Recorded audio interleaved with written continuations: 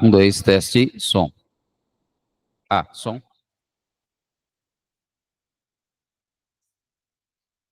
Beleza?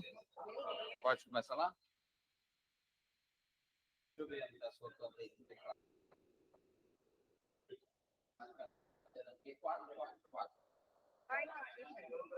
Não, eu já peguei. 4, Sarel.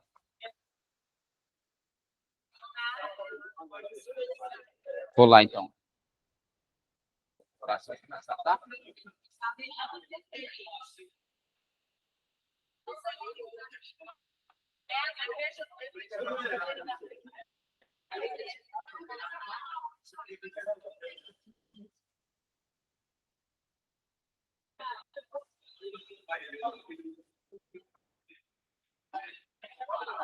Esquece de pedir alguém para tirar.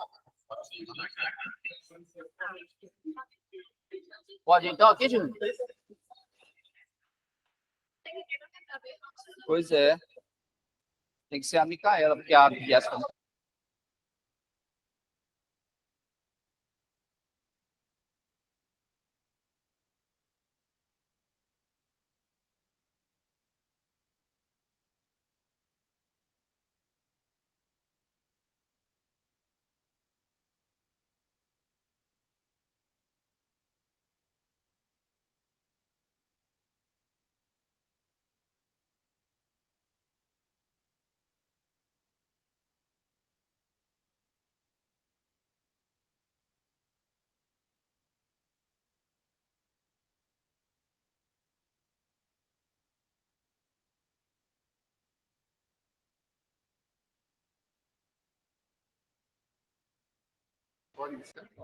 Isso.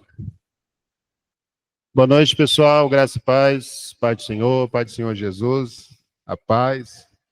Vamos ficar de pé, vamos orar, vamos colocar nossa vida diante do Senhor, colocar a vida do pastor Genilson também diante de Deus, para que esse momento, Café com Palavra, que nós vamos experienciar nessa noite, realmente possa ser tempo de crescimento. Então, durante alguns momentos aí na caminhada teológica de vocês vão vivenciar experiências assim. A gente tem Café com Palavra, né? Então tem um tempo, eu não sei se o café. Antigamente, Café com Palavra tinha café mesmo, pelo menos para quem falava, né? Não sei se o cafezinho com o preço que está já foi cortado, mas o título ainda continua, Café com Palavra, e a gente espera que realmente cada momento que vocês tiverem aqui para vivenciar isso possa ser momento de crescimento para as vidas de vocês. Vamos dar graças, colocar nossa vida, nosso coração diante do Senhor e pedir a Deus que esse tempo seja realmente tempo de crescimento, seja tempo de bênção para todos nós. Pai, no nome de Jesus, nós queremos louvar o Teu nome, pelo privilégio, pela oportunidade que nós temos de mais uma vez, neste lugar, poder, ó Deus querido, trazer aos Teus filhos e filhas a possibilidade de ampliar um pouco mais o seu conhecimento, a sua compreensão da Tua palavra, bendito Deus, que é vivo e que permanece para sempre. Eu quero Te agradecer por este evento, Café com Palavra, quero Te agradecer pela vida do pastor Genilson, que vai estar ministrando aos colegas nesta hora. Quero te agradecer, Deus, por cada aluno, por cada aluna da faculdade, por cada convidado, por cada pessoa aqui presente. Que o Senhor possa abençoar esse tempo que nós vamos passar juntos, que tudo aquilo que for discutido, que for apresentado nesta noite, Deus querido, sirva de edificação para o teu povo. Nós estamos aqui na condição de teólogos e teólogas, ansiosos por aprender mais e mais de ti, ansiosos, querido Deus, de nos capacitarmos cada vez mais para o teu serviço e para a tua glória. Usa, Deus, tudo o que nós fizermos, que realizarmos nesta noite, a fim de que o teu nome seja glorificado nas nossas vidas e através delas. Nós te louvamos e bendizemos. Nós pedimos a tua bênção nesta hora, em nome de Jesus. Amém. Amém. Amém. Que Deus abençoe vocês. Professor Genilson. Obrigado. Paz do Senhor. Deus abençoe, pastor Jeová. Introduzir a sua oração, o evento. Cumprimento não só a vocês aqui no presencial, mas também nossos alunos do EAD, especialmente os alunos do primeiro período que estão ansiosos, né? O grupo do primeiro período lá de Teologia EAD não fica um minuto sem 10 mensagens. Então, o pessoal lá está animado, eu quero cumprimentá-los, né? Na pessoa, no representante Rogério, que representa lá a turma do primeiro período do EAD. E aqui vocês, obviamente, nós estamos sempre em sala de aula, com exceção a turma do terceiro, mas já nos conhecemos, nos vemos aí nos corredores, tomando um café, e é um prazer imenso estar aqui com vocês, nesse Café com Palavras. Já ministrei um café com palavra bem, acho que no período da pandemia ali, estava saindo, né? Foi online, né? Até para quem era do presencial. E hoje nós vamos falar sobre um assunto em que eu já até apresentei um TCC sobre o pensamento escatológico assembleiano e depois escrevi o livro Dispensacionalismo Clássico, a perspectiva assembleiana do plano de salvação, que é basicamente os fundamentos históricos e teológicos da escatologia assembleiana.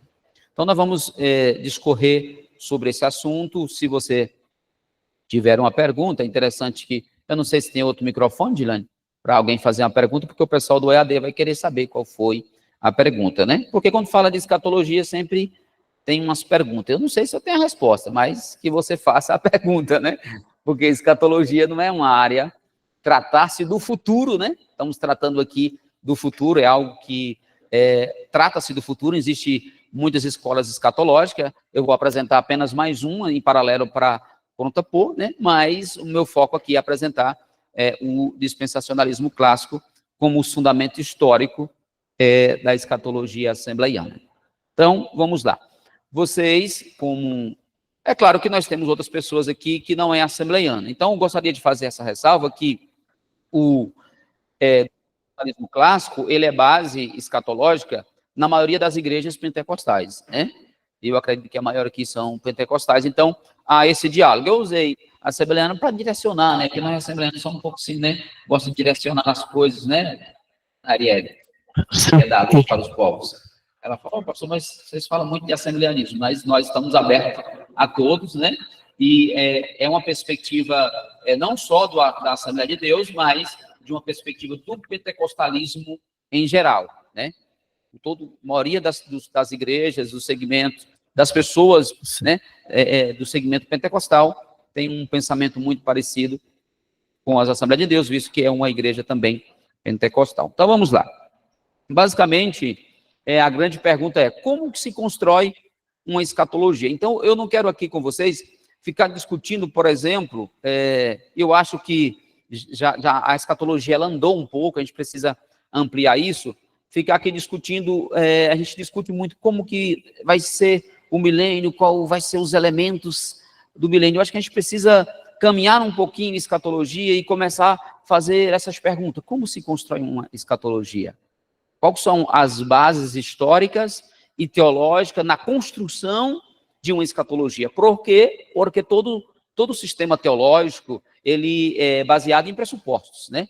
Ele está fundamentado em uma ideia e um pensamento, e ele surgiu em um determinado tempo na história. Ele tem suas raízes até se tornar, né, consolidado como um sistema fechado e pronto. Então, a grande pergunta é, como se constrói uma escatologia? E eu gostaria de exemplificar isso aqui com o meu humilde exemplo. A escatologia ela pode ser representada, vou ficar de cá para não ficar de costas para o pessoal, basicamente assim, na matemática eu tenho fator 1 e fator 2 que somados dá um produto. Então, foi a maneira mais simples que eu encontrei para tentar exemplificar a construção da escatologia. Pensando em escatologia, por que nós temos escatologia divergentes? Porque quando se trata de escatologia, nós temos no mínimo 3 escolas ou 4 escolas escatológicas. Mas por que se constrói, Lucas, escatologias diferentes se a Bíblia é a mesma? Então é isso que a gente vai tentar responder com vocês aqui.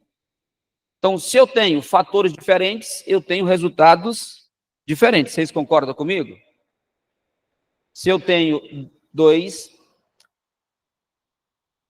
era para ser mais, né? Às vezes, mas vai dar a mesma coisa, né? 12 vezes 5, 10. Se eu tenho 3 vezes 21, eu tenho 61. É só um exemplozinho para você entender. Então, eu tenho fatores diferentes, né? Somados que dá produtos diferentes. Para você entender, basicamente, escatologia... Ixi, está passando tudo uma vez, mas tá bom. Eu passei para eles, lá eu passo um de cada vez. Eu tenho, primeiro fator, o sistema teológico adotado. Então, lembra da pergunta? Como se constrói uma escatologia? Primeiro, eu tenho um sistema teológico adotado, eu tenho um pressuposto teológico. Segundo, esse pressuposto teológico, ele está muito relacionado com o plano de salvação, ou seja, a maneira como eu entendo em que, qual é o fio condutor de Gênesis e Apocalipse.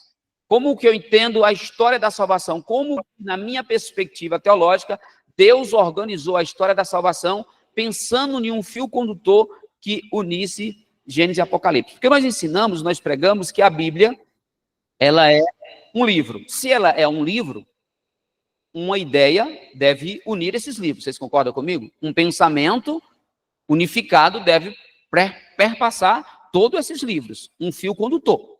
Então, nós chamamos isso de plano de salvação. A grande questão é que, depende do segmento teológico, do sistema teológico, ele vai adotar plano de salvação diferente, perspectiva diferente. E, depende do sistema teológico adotado e do plano de salvação adotado, eu vou fazer uma leitura bíblica a partir desse pressuposto. O que significa? Que eu vou ter resultado diferente. E quando se trata do dispensacionalismo, quando se trata de doutrinas relacionadas ao dispensacionalismo, quais são as áreas da teologia sistemática que serão afetadas por esse sistema teológico, por esse plano de salvação? A escatologia, a eclesiologia, o princípio unificador da Escritura, a progressividade da revelação bíblica e o clímax e a conclusão da revelação bíblica. Vocês vão entender tudo isso aqui à medida que nós vamos tratando. O que eu quero mostrar de antemão é que, dependendo do sistema teológico adotado, dependendo do plano de salvação adotado, eu vou ter resultados de pesquisas diferentes para a escatologia, para a eclesiologia. Eu vou determinar um princípio unificador da Escritura diferente e também o clímax da revelação divina. Ou seja, só dando uma palhinha para vocês entenderem. Só para vocês entenderem o que eu quero dizer aqui nesse ponto. Se eu sou, por exemplo, parte do pressuposto que eu sou um aliancista, diferente de um dispensacionalista, o clímax da revelação é diferente. Todo dispensacionalista trabalha no clímax da revelação no milênio, diferente de um aliancista. Vou tratar isso depois com vocês. Só para vocês entenderem que, na construção de uma escatologia, essa produção escatológica ela vai ser diferente, dependendo do sistema teológico e do plano de salvação adotado. Então, é por aí que você tem obras diferentes, segmentos diferentes, pensamentos diferentes no que se trata a escatologia. Quando alguém vai ler Daniel e Apocalipse, por exemplo, eu sempre brinco com os alunos do primeiro período, falo para ele, tira o óculos e lê o texto. Porque todos nós temos uma cosmovisão, um óculos, uma lente, um pressuposto teológico para lermos certos textos. E quando se trata, por exemplo, de escatologia, o pressuposto é maior ainda. Eu já leio aquele texto lá em Apocalipse, já leio aquela frase em Apocalipse, já entendendo ali, né, se eu sou um dispensacionalista, eu já vejo no meu óculos ali todos os eventos escatológicos ali, organizadinho. Por mais que lá não esteja no texto, mas a minha mente consegue sistematizar desta maneira. Por isso que a teologia sistemática, ela é construída a partir de pressupostos teológicos, sistema teológico e o plano de salvação adotado para a construção dessa teologia. E como aluno alunos, né, de teologia, acadêmicos, nós precisamos pensar um pouco a respeito disso. Por que temos escatologia, pensamentos diferentes acerca de determinados assuntos? E um dos, são vários, mas o que eu estou colocando aqui é que o sistema teológico adotado, o plano de salvação, ele vai diferenciar toda a minha construção teológica. E não é só, eu estou falando do dispensacionalismo, mas todas as áreas teológicas, toda a construção teológica, ela é construída assim. Por exemplo, se eu estivesse falando da pneumatologia pentecostal, eu teria que entender o pentecostalismo clássico, para me construir essa teologia. Se eu estivesse aqui falando, por exemplo, da soteriologia, eu teria que trabalhar o arminianismo clássico, como que ele foi construído, para a partir daí eu começar a construir uma teologia. Vocês estão entendendo? Vamos comigo? Então, observe que uma construção teológica, ela vai ser influenciada por alguns fatores. É isso que eu defendo de antemão. Então, vamos lá. Sistema teológico. Por exemplo, o aliancismo. Com o plano de salvação adotado por ele, automaticamente cai no amilenismo. Não estou dizendo, guarde isso aqui, existe teólogos aliancistas que faz um diálogo com o dispensacionalismo, não da mesma forma que nós fazemos. Nem significa que todo aliancista seja um amilenista, mas é uma tendência teológica. É uma tendência teológica. Isso não significa, isso não é matemático, mas é simplesmente estou exemplificando para vocês entenderem. Já no sistema teológico, fator 1, dispensacionalismo e plano de salvação, automaticamente eu tenho o pré-milenismo dispensacionalista. Ou seja, como então é que se construiu o pré-milenismo dispensacionalista? Basicamente, a partir da ideia de dispensacionalismo, é óbvio, e do plano de salvação adotado. Então, aí eu tenho um sistema teológico construído a partir de dois fatores importantes nessa construção teológica. Por exemplo, se você vai numa livraria, é interessante, a gente muitas vezes chega lá, quer pegar qualquer livro, quer ler, a gente precisa saber quais são os pressupostos desse autor. Se ele está falando, por exemplo, de escatologia. Por exemplo, se você chega na livraria e compra o Mais do que Vencedores do William Hendricks, eu sei, eu já li que os pressupostos de William Hendricks não são dispensacionalistas. Ele constrói uma escatologia, ele lê Apocalipse de uma perspectiva diferente, porque no entendimento dele, na mente dele, os pressupostos teológicos que ele constrói é diferente. Então, se eu leio um livro, por exemplo, de Apocalipse, na nossa perspectiva dispensacionalista, eu vou ter uma construção, um olhar de Apocalipse diferente, porque os pressupostos pelos quais nós utilizamos são diferentes. Então, a minha intenção aqui é justamente mostrar os pressupostos histórico e teológico do pré-milenismo dispensacionalista, que é a base da escatologia assembleiana. Vamos junto? Então, vamos lá. Então, a escatologia pré-milenista, ela basicamente é utilizada dessa forma. Eu ia colocar um por um, mas o slide aqui desconfigurou, mas é bom que você já vê todos, né? Para dar mais emoção, a gente vai soltando um por um.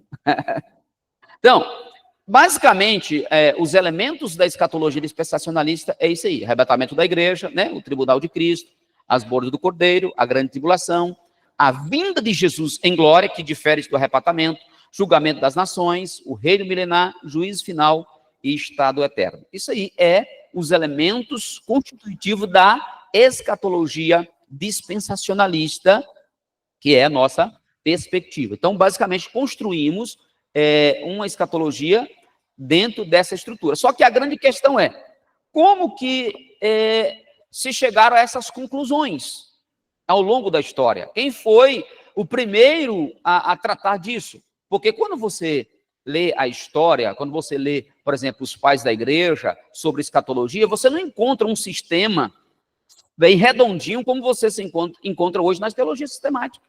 Você não encontra um sistema até 1600, vamos falar até a Reforma Protestante, você não tem um sistema, uma teologia sistemática ou sistematizada, como o próprio nome já diz, né, para não ser redundante, formada como nós temos hoje. Nós tínhamos vários pensamentos, várias ideias. É claro que defendemos que termos, não um sistema teológico, existia termos ao longo da história. Por exemplo, alguns escritores dizem que Agostinho usou o termo dispensação. Agora você tem que observar em qual contexto que ele usou isso, né? Outro vai dizer que o pai da igreja fulano de tal, né? E a tendência é sempre assim. O amilenista vai dizer, não, o pai da igreja tal citou o nome amilenismo, né? O outro diz, não, o pai da igreja tal citou o nome dispensação. Cada um vai querer puxar, né? Defender historicamente a sua escatologia, né? A fim de defender que a sua tese e o seu pressuposto são corretos. Então, continuando. A escatologia milenista, ela difere nesses pressupostos. Basicamente, a estrutura dela, estou usando só para exemplificar, é construída dessa forma, né? Um milênio é simbólico, era da igreja, ou seja, o momento que Cristo veio, que instaurou a igreja, até o final do tempo dessa igreja aqui na Terra. Fala da grande tribulação, eles defendem a vinda de Cristo uma única vez, ela trata do juízo final, novos céus e nova terra. Então, perceba que nós temos aqui dois resultados escatológicos diferentes, distintos. Por quê? Porque eles utilizam pressupostos diferentes, principalmente o que tange ao sistema teológico adotado, né, em termos de teologia bíblica, e como que ele entende o plano da salvação, quais são o fio condutor para unir Gênesis a Apocalipse. Então, essa construção teológica, eu poderia dar outros exemplos aqui, mas somente esse para exemplificar, percebemos que essa construção escatológica, ela é diferente porque ela tem resultados diferentes, porque usou fatores diferentes. Até aqui, tranquilo? Alguma pergunta? Pessoal do EAD aí, tá tranquilo, Gabriel? Não? Tem pergunta, não? Tranquilo até aqui? Alguma dúvida? Pode, que eu vou falando, vocês estão tudo sérios, assim, olhando para mim, né? Na sala de aula vocês perguntam muito, pode perguntar aqui, né? Cadê o Paulo ali? Né? Então, sim, tem um microfone para ela lá, Gabriel, para a pergunta?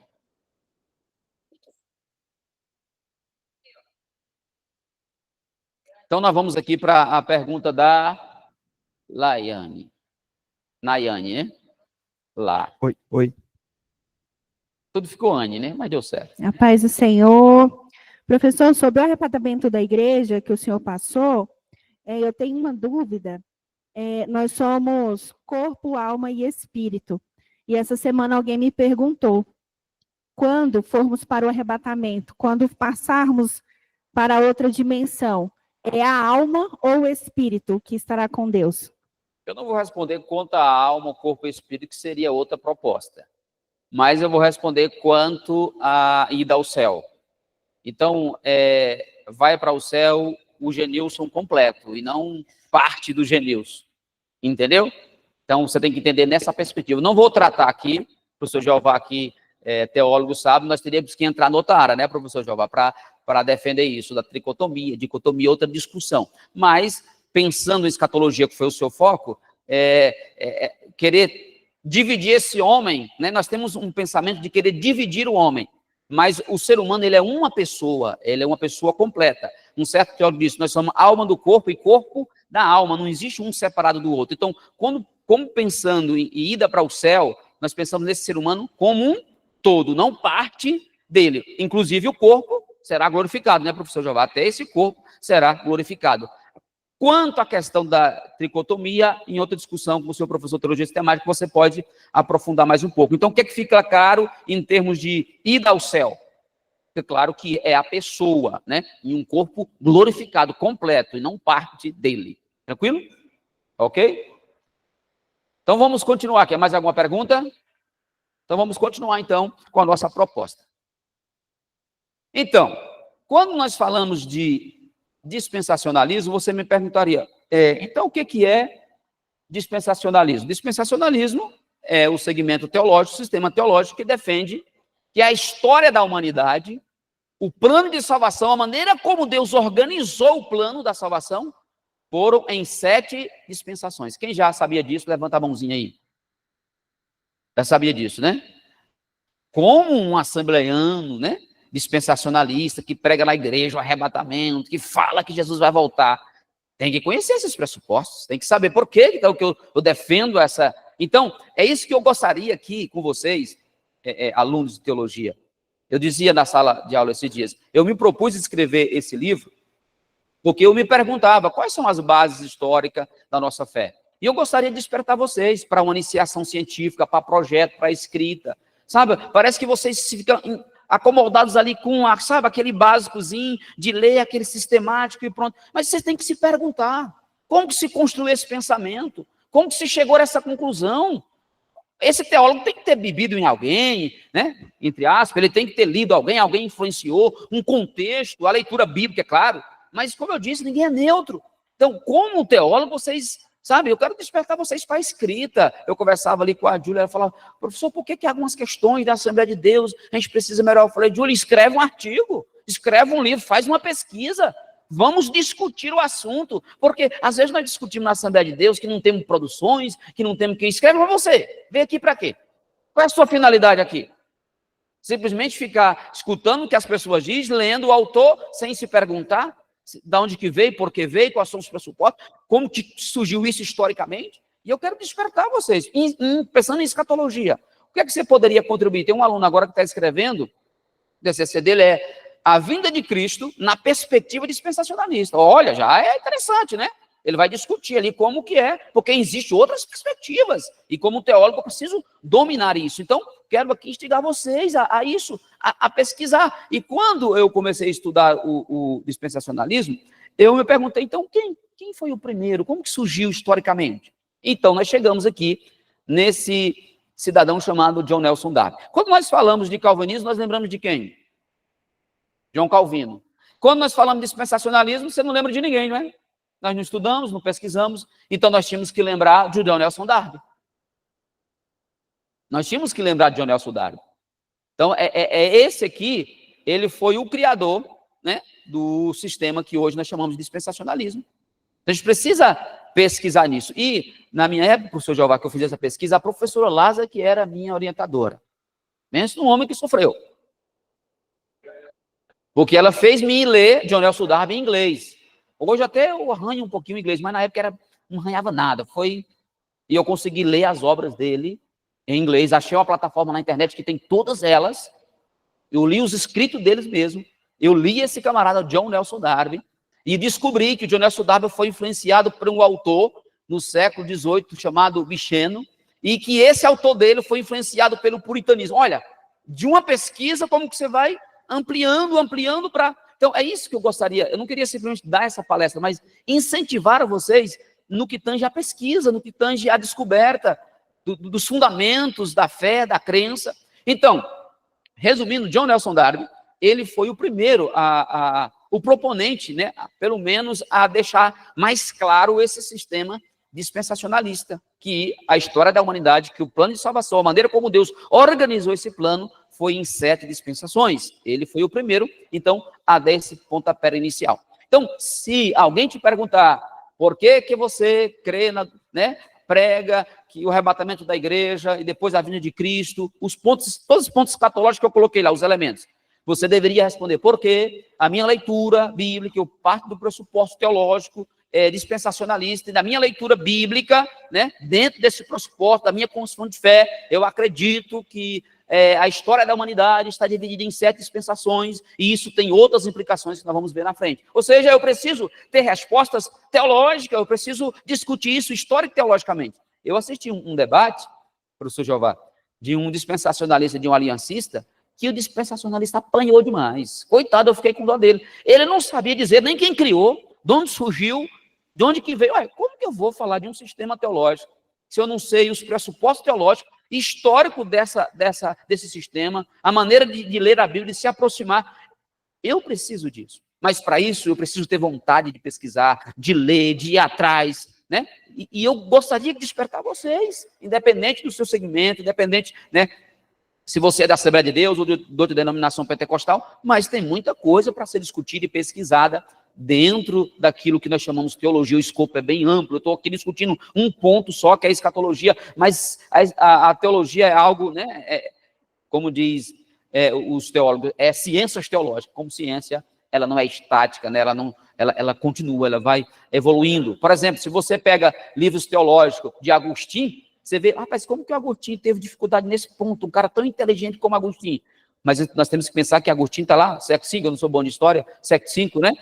A teologia, ela vai crescendo, ela vai evoluindo. Termos que Agostinho usou é uma evolução. Hoje foi ampliada, a teologia continua crescendo, desenvolvendo, e a gente precisa despertar para isso. E é você, aluno, é você que está aqui, né? Principalmente vocês do primeiro período aí, que estão chegando agora, quem sabe vocês não podem deixar grandes posições teológicas aí que contribuem. Então vamos lá, voltando para o criador, que foi o John Nelson Darby. Então, guarde esse nome. Inclusive, eu dei uma palestra sobre esse aqui, e um aluno me mostrou que tem várias obras dele em português no Brasil. Eu fiquei surpreso, falei, que já estão começando a voltar as atenções para essa questão. Então vamos para o próximo. Esse aqui, vocês lembram quando surgiu essa Bíblia? Que na Assembleia de Deus todo mundo usava, e a Bíblia Scofield, todo mundo ficou apaixonado com a Bíblia, o rodapé da Bíblia. Por exemplo, o Scofield, ele assume um papel fundamental, histórico aí na trajetória do dispensacionalismo, no sentido que essa Bíblia dele foi o meio, né, principal de divulgação do dispensacionalismo nas Assembleias de Deus. É claro que a primeira obra está no meu livro, nesse Dispensacionalismo Clássico, que vocês já leram, a maioria aqui já tem o livro, Dispensacionalismo Clássico, está lá que a primeira obra no Brasil foi a do Nelson Lourenço Wolso, né? O Plano Divino através do Século, foi a primeira obra, que foi para as Assembleias de Deus, depois foi para a CPAD, e a CPAD, então, divulgou, né, através dos materiais da CPAD, Escola Bíblica Dominical. Mas, no que tange a uma expansão maior em termos teológicos, foi essa obra aí do Scofield, essa Bíblia que nas notas de rodapé, ela defende o dispensacionalismo, né? Principalmente a antiga, a primeira que saiu. Então, ele assume um papel em divulgar, não só no Brasil, mas nos Estados Unidos também ele assumiu esse papel. E nós temos esse camaradinho aqui, ó, o Lewis Sperry Chafer, ele criou, né, escreveu uma teologia sistemática, totalmente dispensacionalista. E é curioso, professor Jeová, que ele é dispensacionalista em escatologia, mas é calvinista em soteriologia. É umas coisas, é teólogo, né?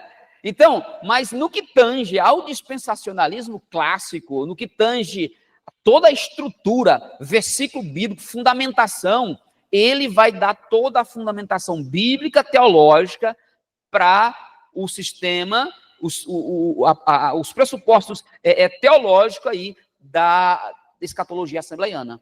Todos os pressupostos, inclusive o aluno que está fazendo a pesquisa está utilizando ele como uma principal obra da sua pesquisa. Então, ele assume um papel interessante em sistematizar. Por quê? Entenda, quando o John Nelson Darby cria, ele não cria um sistema sistematizado. Ele simplesmente vai lá e comenta Gênesis e começa a comentar numa perspectiva dispensacionalista e vai comentando, mas isso vai crescendo, vai desenvolvendo, e o Lewis Sperry Chafer, então, ele sistematiza, né? Ele teve um papel importante numa escola de Dallas, nos Estados Unidos, né, que era totalmente dispensacionalista. Enfim, resumindo, na escola de Dallas, na faculdade de Dallas, Estados Unidos, 2 missionários americanos que vieram para o Brasil estudaram nessa escola e trouxeram o dispensacionalismo ali na década de 40 para as Assembleias de Deus. Eles já vieram, estudaram The Bible College, que era influenciado pelo Dallas, e eles trouxeram essa perspectiva dispensacionalista, e também os missionários suecos, e trouxeram para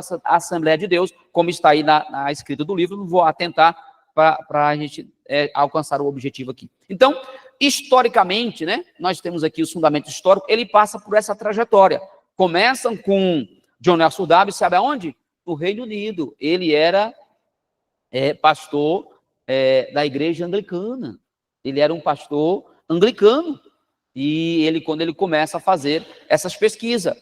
Então, depois que o Scofield vai divulgar, e agora nós temos o Lewis Sperry Chafer. Então, essa trajetória começa no Reino Unido, vai para os Estados Unidos, os Estados Unidos chega no Brasil, é disseminada até através do Nelson Lourenço Wolso, esses 2 missionários que vieram do The Bible College, e outros que, como Antônio Gilberto, que foi um principal defensor aqui essa é a trajetória da doutrina para ela chegar nas Assembleias de Deus. Ou seja, nós temos vindo aqui que o dispensacionalismo, para quem nos acusava de que o dispensacionalismo não tem base histórica, tem autores que dizem, olha, o dispensacionalismo é novo, é uma doutrina nova, mas se você for analisar, nenhum sistema teológico está consolidado antes da Reforma Protestante. Estou certo, professor Jeová? Nenhum sistema teológico Eu uso o professor Jeová porque ele é, né? Vocês conhecem o professor Jeová. Então, nenhum sistema teológico está consolidado, sistematizado, como se tem hoje, antes da Reforma Protestante. Então, acusar o dispensacionalismo de novo, de novidade, isso não é uma proposta que ganha muito espaço hoje. Por quê? Você percebe que ele vai surgir basicamente paralelo às outras escolas, como o amilenismo, o pós-milenismo, é quase que paralelo, são pensamentos, construções de dogmas, de dogmáticas separadas, perspectiva de igreja, por sistema teológico adotado, por pressupostos adotados, para entender que o plano da salvação era dessa forma e não daquela, ou seja, é uma construção todas do mesmo tempo. Um aluno foi comprar o meu livro, ele era assembleiano, aí desistiu de ser, né? Aí disse, eu não vou ler o seu livro não, porque agora eu sou milenista e o dispensacionalismo é uma doutrina nova que surgiu. Eu falei, como assim? Onde foi que o senhor leu essas coisas? Entendeu? Então, assim, algo que a gente precisa entender. Faz parte da nossa fé, da nossa confissão de fé, daquilo que nós acreditamos. Eu não estou defendendo aqui, pessoal, que existe um sistema teológico perfeito. Se alguém olhar e fazer uma crítica, vai achar todo o sistema teológico ele está suscetível a ser averiguado. Mas no que tange aos aspectos históricos e depois o teológico, nós estamos bem fundamentados e biblicamente, obviamente, que é a leitura que nós fazemos da Bíblia Sagrada. Tá ok? Então vamos continuar? Então, agora, já que falamos das questões históricas, como que fica, então, as questões teológicas? Então, o plano de salvação, na perspectiva dispensacionalista, ela é basicamente assim, dispensação da inocência, né, quando o homem era inocente, lá no jardim, toda aquela, né, a proposta, a da consciência, que é após a queda, né, nós temos aí o governo humano, que vai ter sua ascensão aí com Noé, depois nós temos a promessa a partir de Abraão, da lei com Moisés, e agora nós estamos na dispensação da graça. Nesse momento, na perspectiva dispensacionalista, nós estamos na dispensação, no tempo da graça. E a última dispensação é o reino milenar. Então, observe como que é interessante. Na perspectiva aliancista, eu coloco isso no primeiro capítulo, ele vai entender o seguinte, olha, o plano da salvação, ele está dividido em dois pactos. Pacto das obras, que é com Abraão, que é com o homem lá no jardim, né? E pacto da graça depois que o homem cai. Então, observe como o plano de salvação, ele vai, e o sistema vai ter uma escatologia diferente. Preste atenção para vocês verem. Ele vai entender o seguinte, olha, são dois pactos, duas alianças. Pacto das obras e pacto da graça. É o que une o Antigo e o Novo Testamento. Nesse entendimento, olha só, nesse entendimento, o clímax da revelação, tudo vai se concluir em Cristo, no advento de Cristo. Quando Cristo veio ao mundo, né? Quando ele veio, esse auge de Cristo. Então, na perspectiva aliancista, o clímax da revelação é o advento de Cristo quando ele veio a este mundo. Numa perspectiva dispensacionalista, qual é o clímax? O milênio. Então, na perspectiva dispensacionalista, tudo vai se concluir no reino milenar. É em Cristo, não é? É em Cristo. O aliancista vai dizer que é em Cristo, mas no advento, quando ele veio, e não no milênio.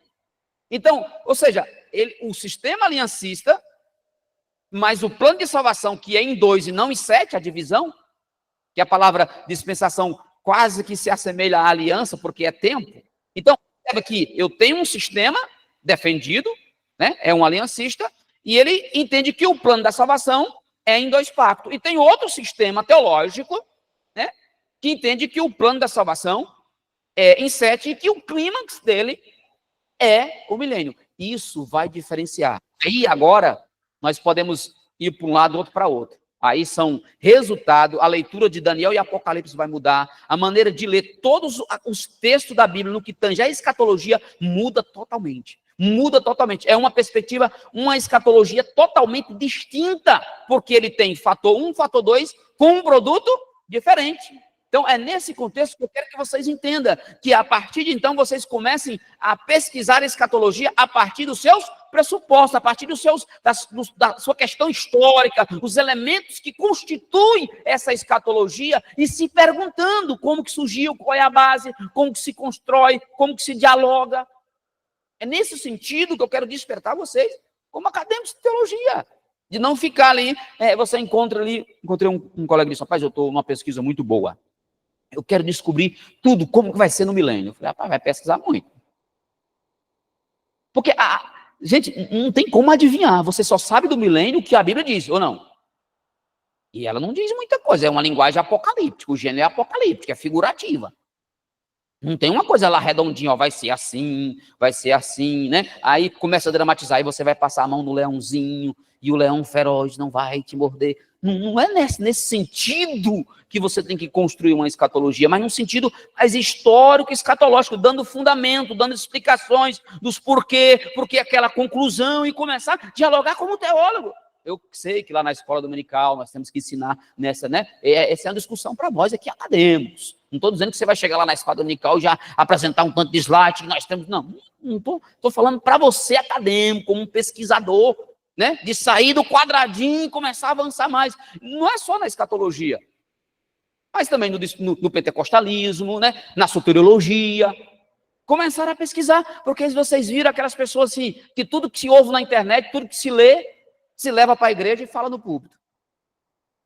A gente precisa pensar e perguntar, mas qual é a base desse cidadão? Qual é o pressuposto dele? Se ele falou isso aqui, ele tá sentado, baseado em alguma coisa. No pressuposto, eu preciso avaliar, pensar nisso e olhar à luz da Escritura. Porque quem é que vai determinar tudo isso? É a Escritura, ela é o crivo. Ela que vai dizer, olha, está certo ou errado. Então a gente precisa caminhar nesse sentido, pensar nesse sentido. Então, a gente percebe que nessa construção teológica, nós temos resultado diferente, porque nós temos um sistema teológico diferente, com um pressuposto diferente, que vê o plano, o entendimento diferente. E nós vamos ver aqui alguns pontos que vai diferenciar. Vamos lá, sim? Só um pouquinho para ouvir a pergunta do Aleph. A primeira letra do alfabeto hebraico, o Aleph. O nome dele é Aleph. Vamos então à pergunta do Aleph. Eu quero saber se o senhor vai entrar na questão dos 7 anos. Tipo, essas 7 semanas de Daniel. Porque é uma questão ainda que eu tenho um pouco de dificuldade, entendeu? Porque nós que somos nós fazemos essa construção, né? Dos 7 anos, as bodas do Cordeiro. Aí depois que vem a volta literal de Cristo, para começar o reino milenar, entendeu? Exatamente, aquela questão se é pré, meso ou Sim. pós.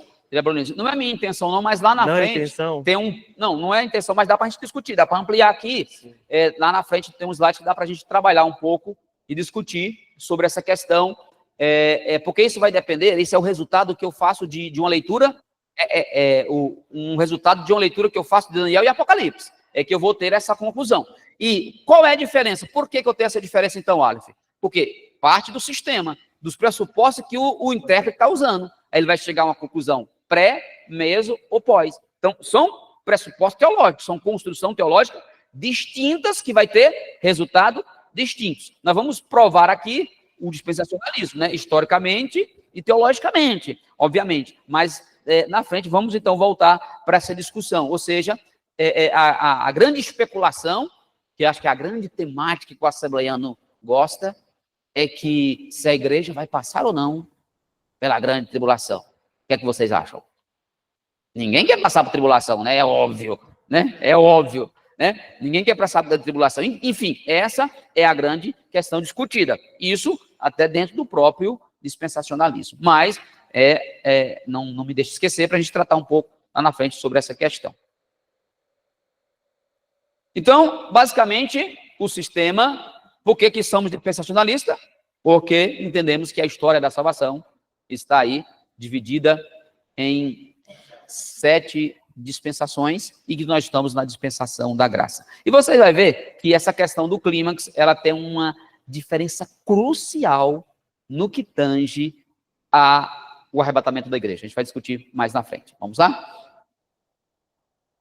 Então, pressuposto teológico. Vou ficar de cá para nós entendermos um pouco.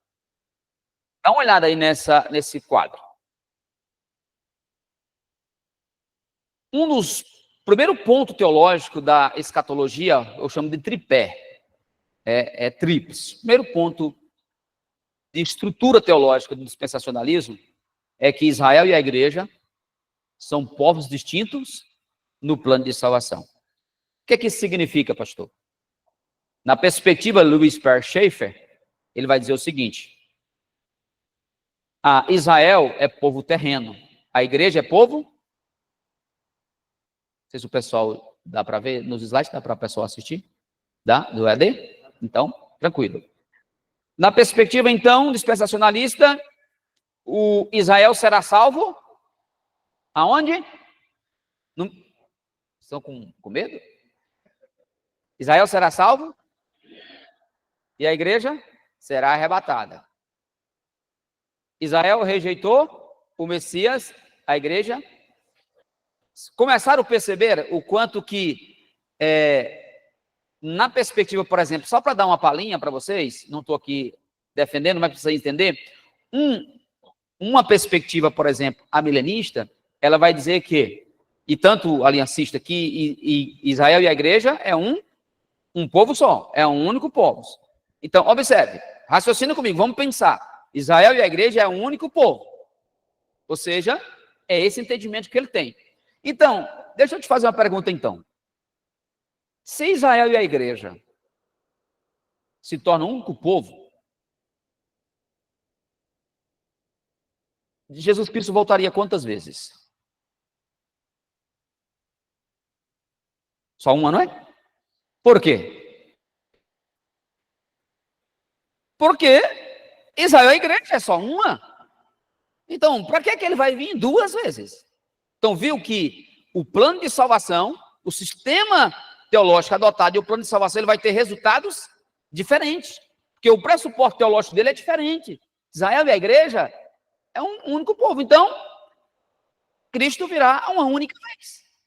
Então, por que ele defende não o arrebatamento da igreja? Porque ele entende que Israel e a igreja é um só, então Cristo só vem uma vez. Por quê? O foco da segunda vinda de Cristo é Israel. É Israel no milênio. O foco do milênio é justamente que Israel reconheça o Cristo que ele rejeitou, que a nação rejeitou. Estão entendendo? Estão compreendendo? Então, é nesse ponto que eu quero que vocês pensem. É uma construção distinta, com um pensamento distinto, que tem uma escatologia distinta. Então, o primeiro ponto defendido da nossa escatologia, que vem da eclesiologia, resultado eclesiológico, é que Israel e a igreja são povos distintos no plano de salvação. E se Israel e a igreja são povos distintos no plano de salvação, vocês concordam comigo que nesse plano de Deus tem que ter algo para Israel e outro para a igreja, sim ou não? Então ele terá que vir 2 vezes. Então é por isso que você prega o arrebatamento da igreja. É claro, com a leitura bíblica lá, né, de Tessalonicenses, é claro que fundamentado na Escritura, mas eu quero que você entenda o fator teológico, histórico e teológico. Sim, vamos ouvir mais um ali, por gentileza.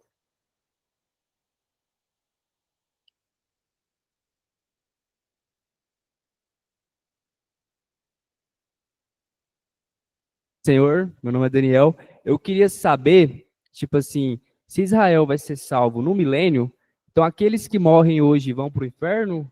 É uma pergunta... Essa pergunta não é fácil, não. Eu acho que essa pergunta foi feita lá na rádio. Você fala judeus?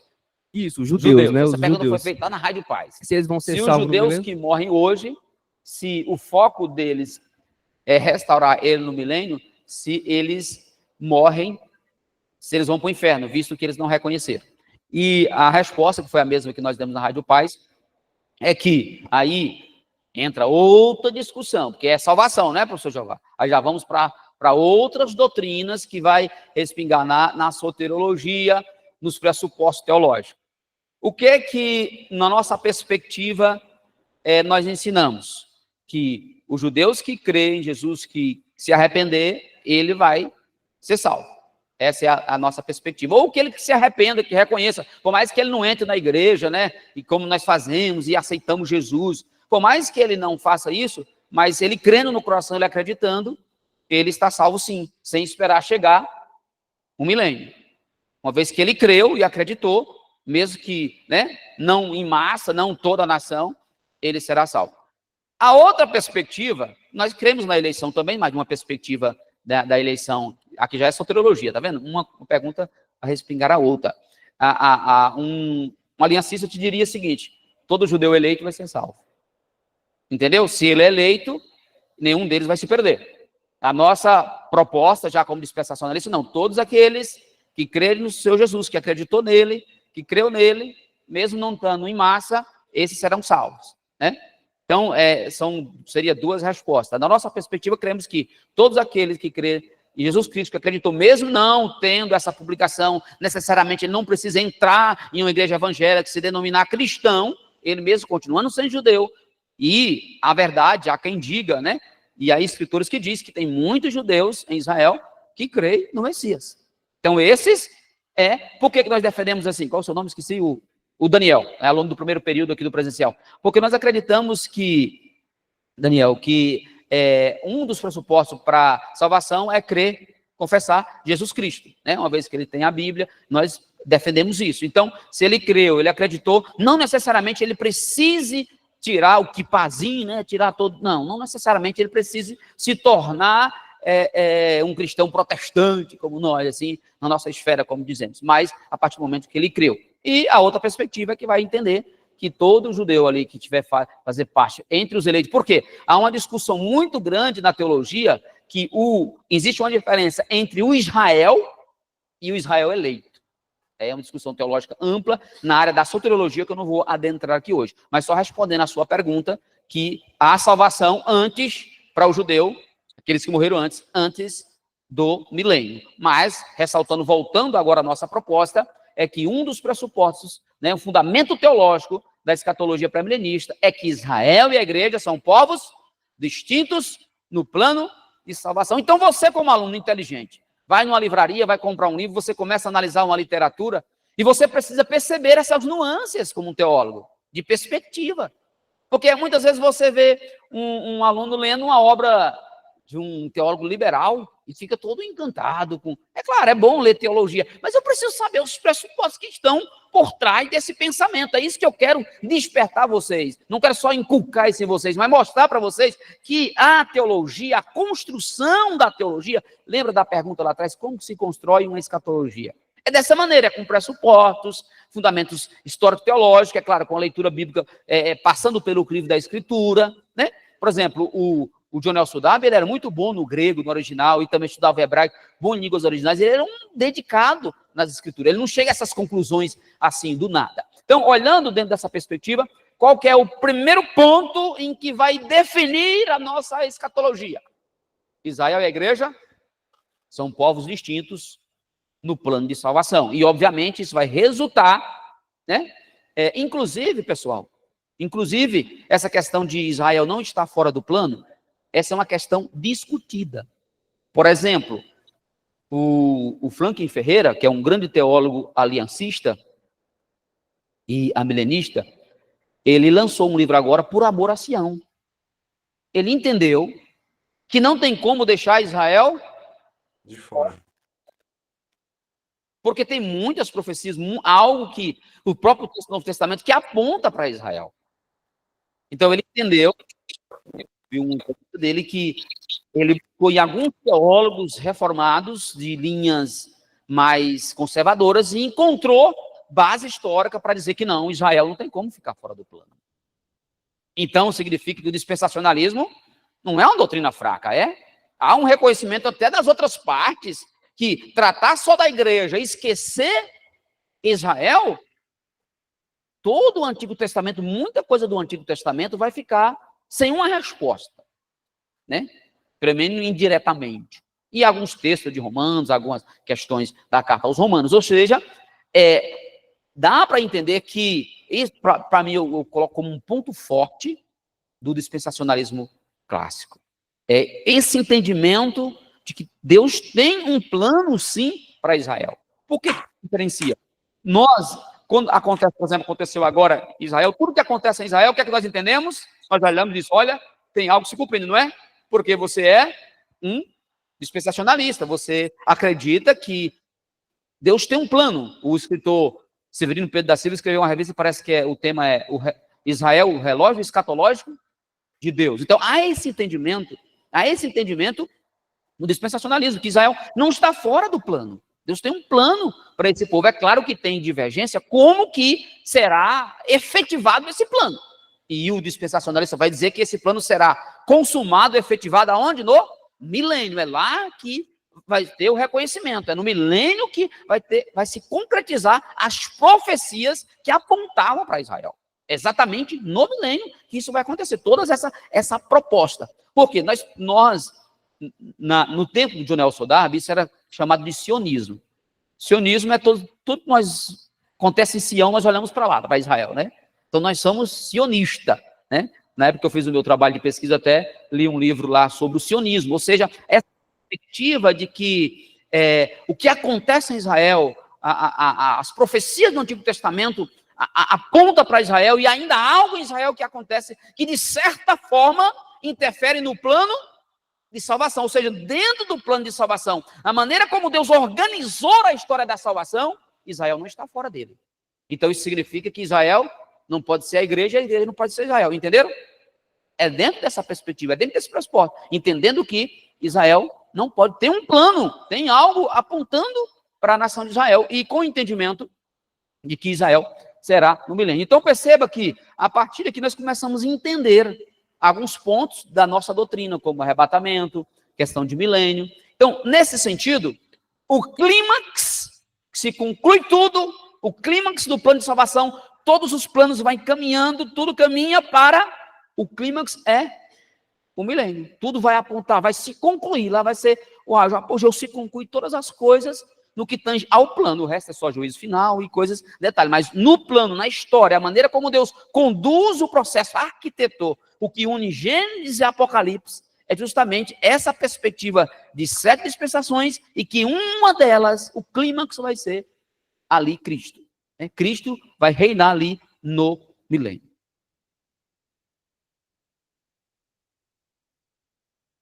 Segundo ponto, fundamento teológico, é que há diferença entre os termos reino de Deus e reino do céu. Talvez seja o ponto teológico mais difícil de explicar no dispensacionalismo. Para mim é o ponto, eu li isso aqui em Jonel Sodarbe umas 10 vezes, li no livro Specht umas 30 vezes, li na Bíblia mais umas 40 vezes, para conseguir entender essa dinâmica de reino de Deus e reino dos céus.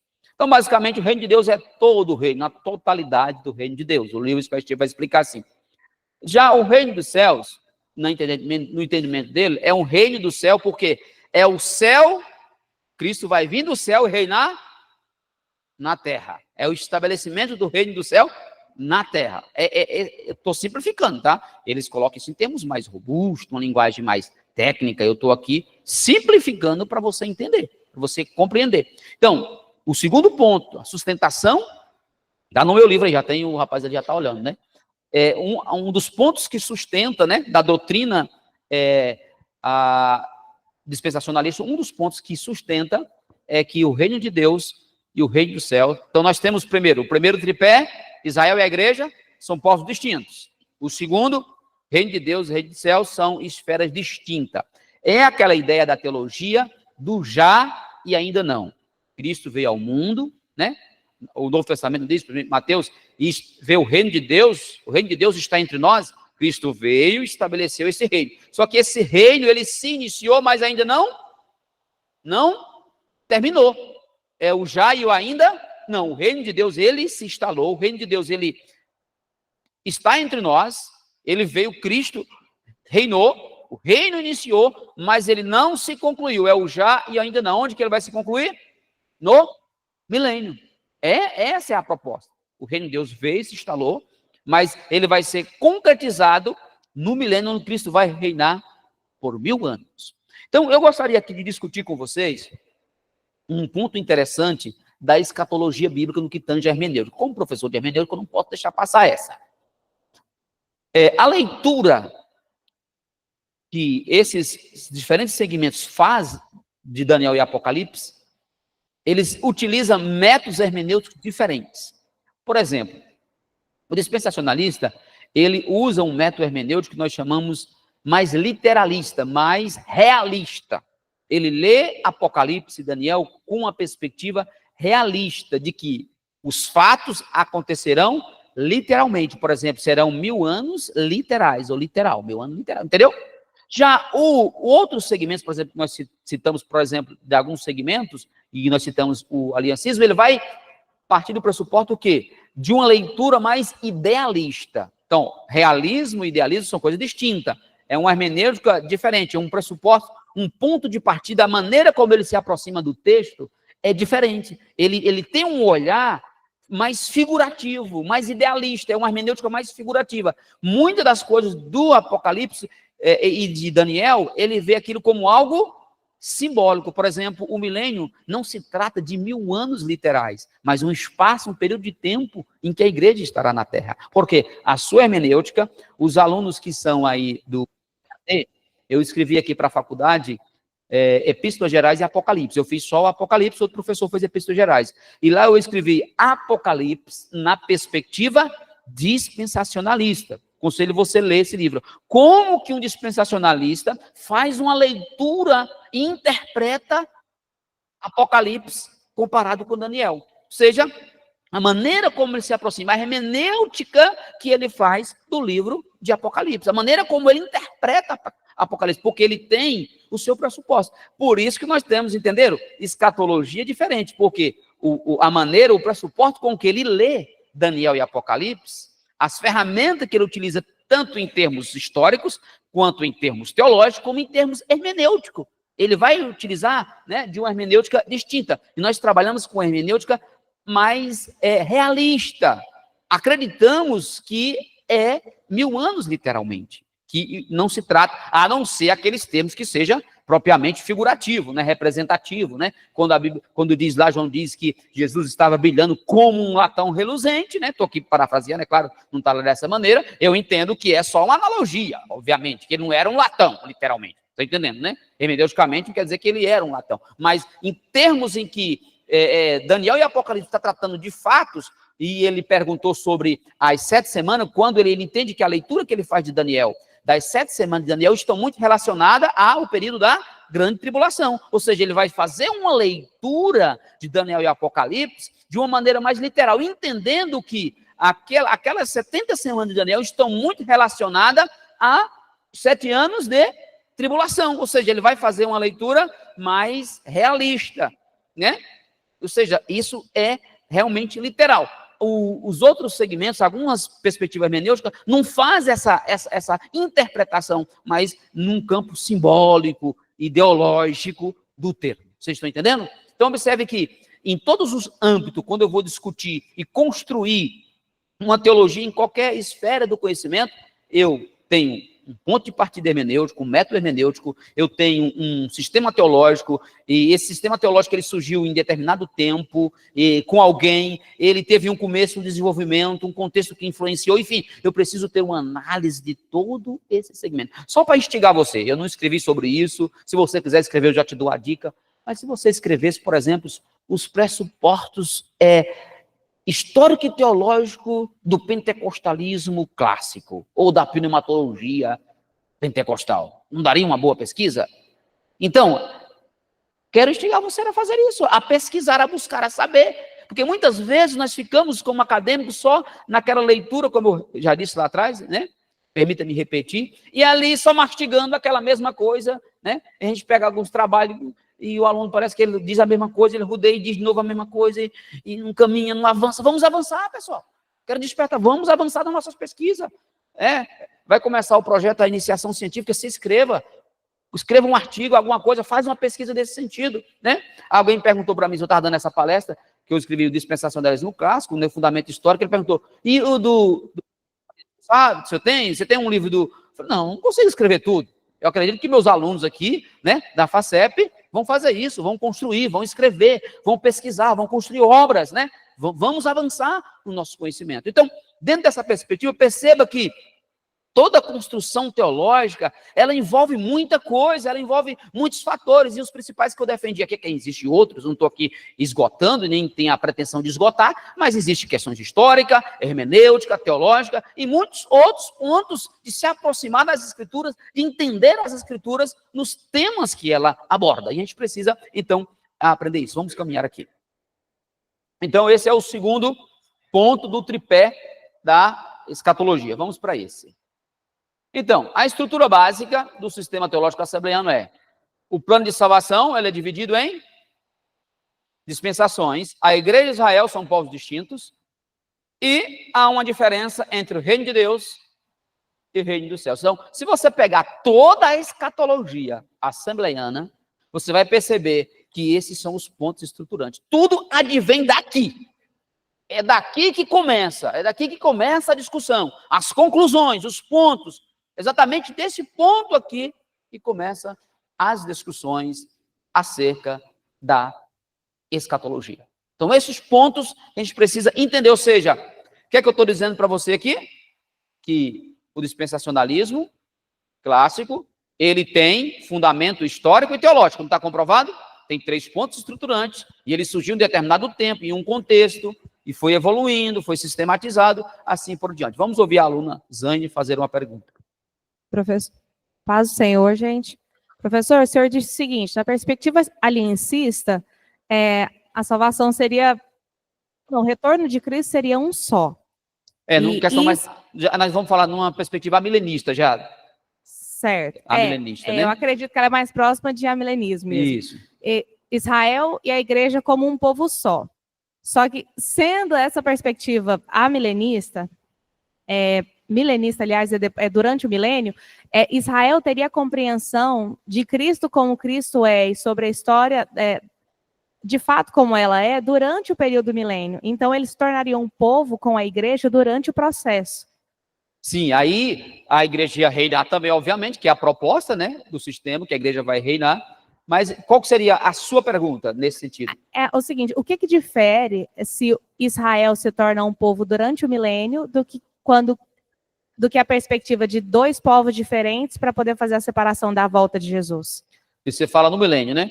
Sim. É igual eu te falei, a grande questão, a grande dificuldade é saber, nos eventos escatológicos que eu apresentei, o que de fato vai acontecer na prática nesse período. Porque a Bíblia ela aponta que vai ter, e que Israel vai reconhecer, que vai reinar, que ela vai ter um reconhecimento, e que dentro desse contexto a igreja vai estar ali reinando. Não estabelece assim, qual papel cada um vai assumir, né? A gente tem conjectura, obviamente.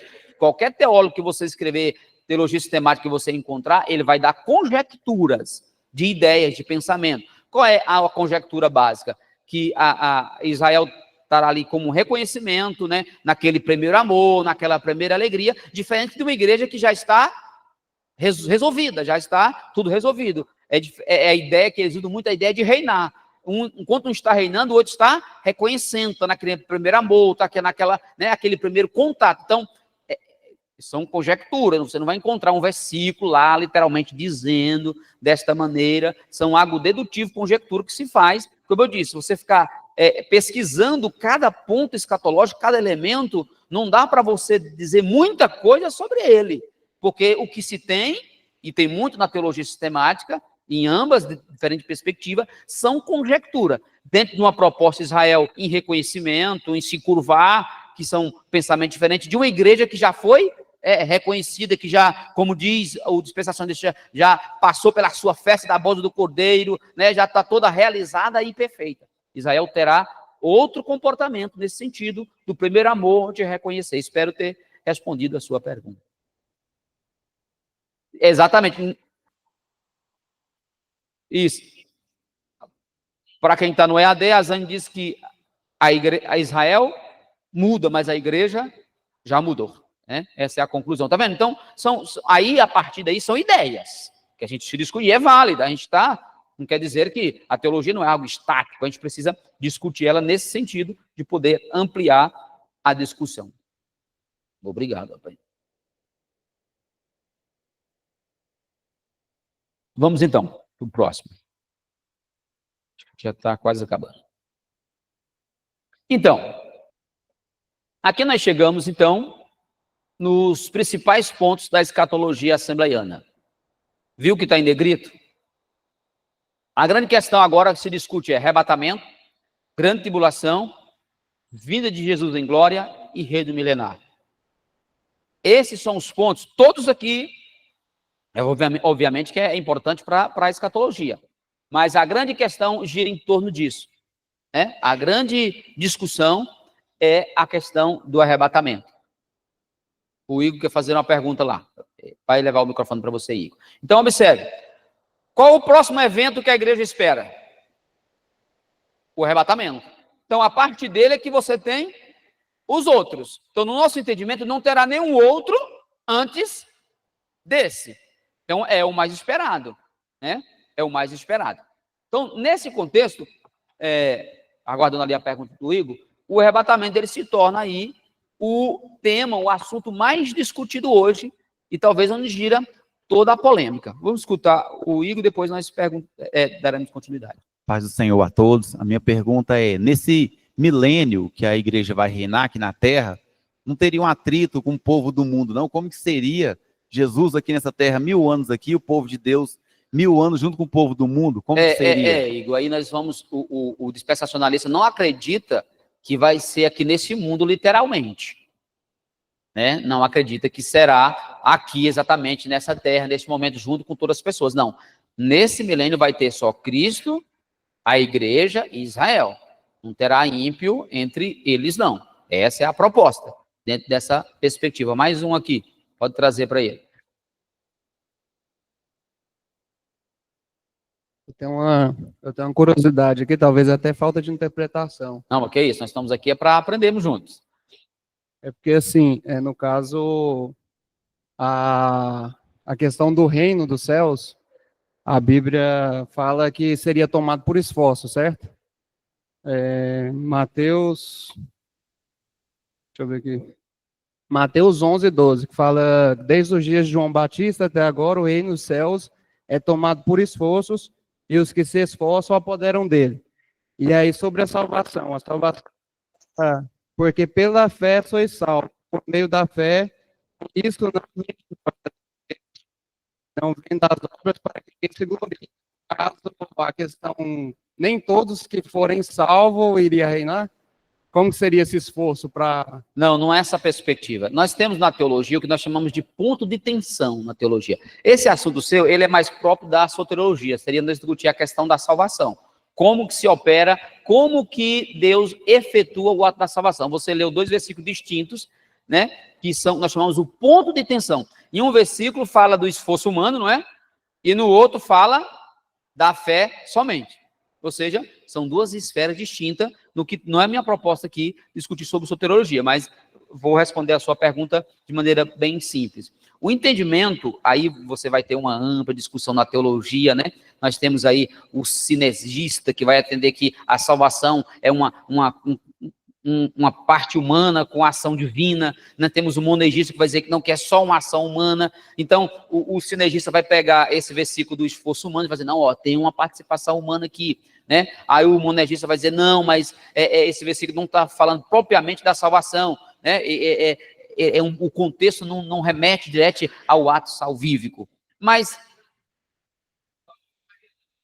isso. Aí, agora a sua pergunta, eu não vou entrar em outros detalhes, a sua pergunta é quem que vai reinar. A ideia sua, quem é que vai reinar. Então, a ideia é que vai reinar somente aqueles, a igreja, aqueles que foram arrebatados, a igreja arrebatada, e o Israel eleito, aquele Israel, ou todo Israel, né? Quando Cristo viu que ali ele conseguia fazer o ajuntamento, que tem aquela proposta que ele descerá sobre o Monte das Oliveiras e vai arrebatar Israel. Então, é só esses 2 povos, não tem outro. Ou seja, não vai se discutir aí mérito nesse ponto, porque a igreja já foi arrebatada, entende? Compreende? Então, não tem que discutir mérito aqui para a igreja. E Israel também não vai discutir mérito, porque ali, pela proposta, é o que as profecias apontavam, que ele vinha reinar. Então, a questão do reino aí, dessa questão do milênio, não se refere diretamente ao que ele está falando, ao esforço aí. Não, o mérito não se discute, não será algo por mérito nesse contexto, porque a igreja já foi arrebatada e Israel estará por cumprimento, pela bondade de Deus, profetizada daquilo que, a aliança que ele fez desde Abraão. Ok? Agora, quanto aos outros pontos da soteriologia, a gente pode discutir depois com essa questão que eu falei, monergista ou sinergista, que é um ponto da teologia, ponto de tensão de participação humana ou não, ação humana ou não. Né? Dentro da nossa perspectiva assembleia, nós entendemos de uma perspectiva mais sinergista, né? De uma participação conjunta. Vamos continuar então. Então, qual que é o próximo? Arrebatamento. Então, dentro dessa perspectiva de arrebatamento, Por que o dispensacionalismo crê no arrebatamento? Porque ele é voltado unicamente, exclusivamente para a igreja, tá? Vamos ouvir o Mateus. Mateus faz pergunta fácil. Paz do Senhor. Pastor, eu sinto que dentro do meio aliancista, amilenista, eles são mais coesos na escatologia deles. São mais unificados, parece. A impressão que eu tenho é que no meio assembleiano, né, dispensacionalista, essa própria ideia dos eventos da escatologia, da nossa escatologia, não é muito coeso. Igual o senhor falou, o que o milênio ele vai ser para a igreja e para Israel e Jesus. Mas eu já ouvi falar também que isso vai acontecer nesse mundo aqui. E eu creio que muita gente, às vezes, aqui no nosso meio aqui, a gente já ouviu essa sequência de eventos dentro do nosso contexto, ela não, parece que não é muito coesa. Parece que tem muitas muito lápis, vozes, né? Isso. Assim, Talvez seja o ponto fraco da discussão nesses lápis de ordem. Se a ordem não seja assim. Mas o que acontece? Respondendo à pergunta dele. Qual seria um dos pontos fracos, por exemplo, do aliancismo? Olha só, vamos pegar lá atrás para a gente entender. Ele diz que é pacto das obras e pacto da graça. Então, para que serviu a lei?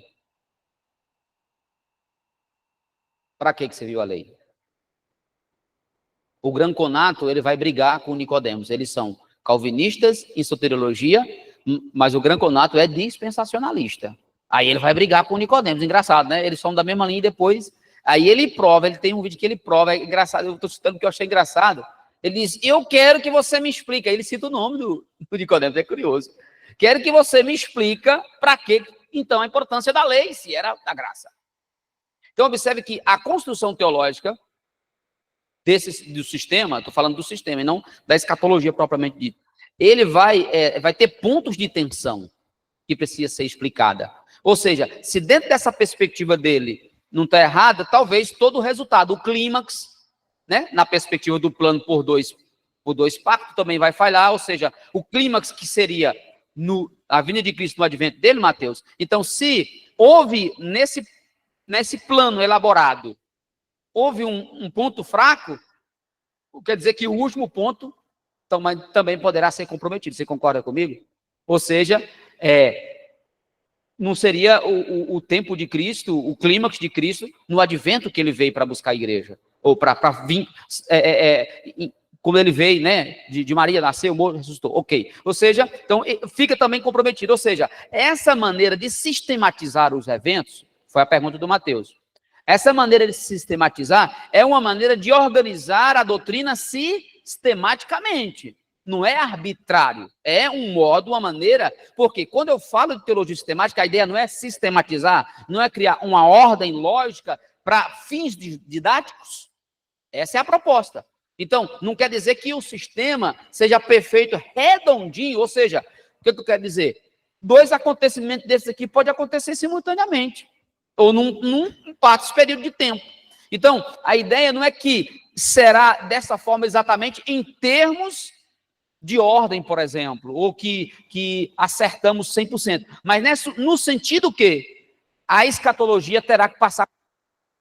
Essa é a proposta do dispensacionalismo. Que, obviamente, nessa teologia sistemática dispensacionalista, esses pontos não estão de fora. Ou seja, o arrebatamento não vai estar de fora. A segunda vinda de Cristo em glória não estará de fora. Ou seja, terá que ter 2 vindas, porque, nesse entendimento, Israel não pode estar fora do plano.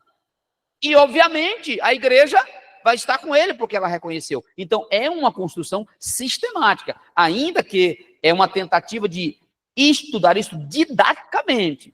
Mas, no sentido, Mateus, isso não enfraquece a doutrina. Uma vez, né, isso não enfraquece.